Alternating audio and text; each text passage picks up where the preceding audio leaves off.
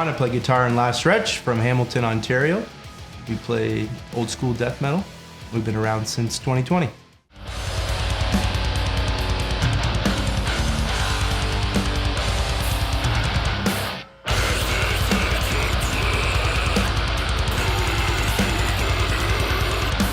When we started the band, we had a very conscious effort to channel Cannibal Corpse, Bolt Thrower, Carcass, Entombed, that kind of era.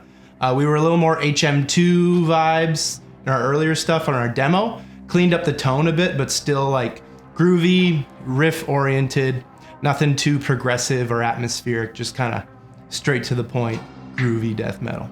Cool. And your debut, your first full length, what is sort of the concept behind the record, if there is any?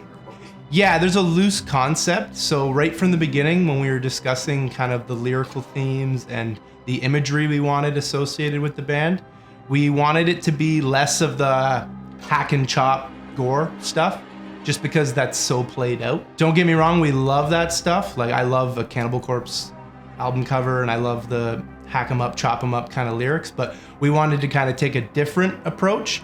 So it was more folklore, psychedelics, poisons, witchcraft, more themes that you might associate with doom, but in a death metal concept. So I remember early on, witchcraft, Hansel and Gretel, Baba Yaga, old European folktales, and then of course psychedelic drugs, kind of all mixed together to create a creepy, spooky vibe, but with still some macabre, gory stuff thrown in there. And in terms of the cover art for it, how did you come upon Paolo and decide to want to work with him, and how did that all come to be? Well, we figured if we were gonna make a full-length album, we might as well go all out, get something good, get something from an artist that we already respect. One of my favorite Paolo covers is Artificial Brain, Labyrinth Constellation. And also I really like Nightmare Logic, Power Trip. So just looking at the details in his paintings, I knew that he would definitely take the ideas and the concepts we had for the record and come up with something even crazier than what I could describe to him. So we just thought, we're all almost in our 30s at that point. We have jobs, put together some money, get a good piece of artwork. Well, you only get one chance at a first impression, and especially today with social media, even if your local scene isn't that busy, in general, you're fighting for people's attention all the time.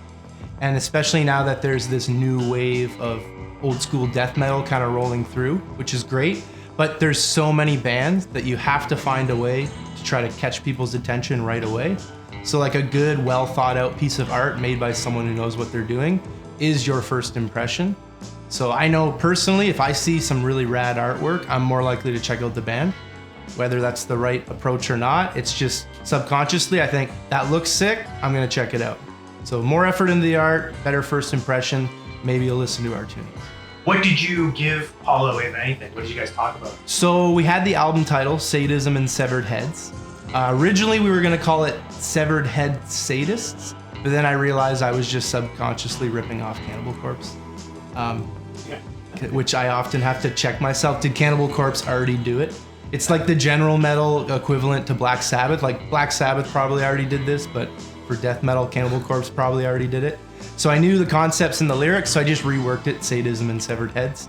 And I gave him the lyrics to the title track, which, although the album isn't a concept album, the lyrical themes from song to song don't really flow into a general concept. That song in particular, the title track, is kind of the overall concept of the record and the vibe we were going for. So I knew that's why A, we wanted to name the album that, and B, we wanted the artwork based around the lyrics. So it's basically, imagine Hansel and Gretel meets psychedelic drugs, and the witch is much more evil and sadistic than Hansel and Gretel. What's next for Last Retch? What do you got planned? So right now we have an EP that we're currently sitting on. It's going to be called Ergotism. Falls into our theme of psychedelic drugs, and basically ergot being where LSD was synthesized from.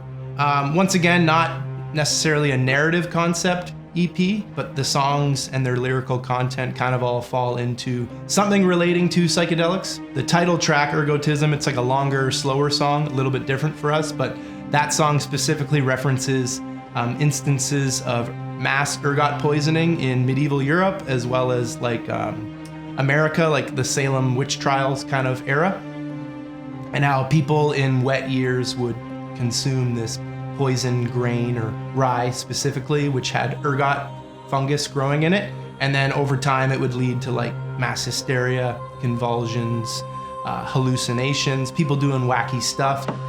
We have found the witch, may we burn her?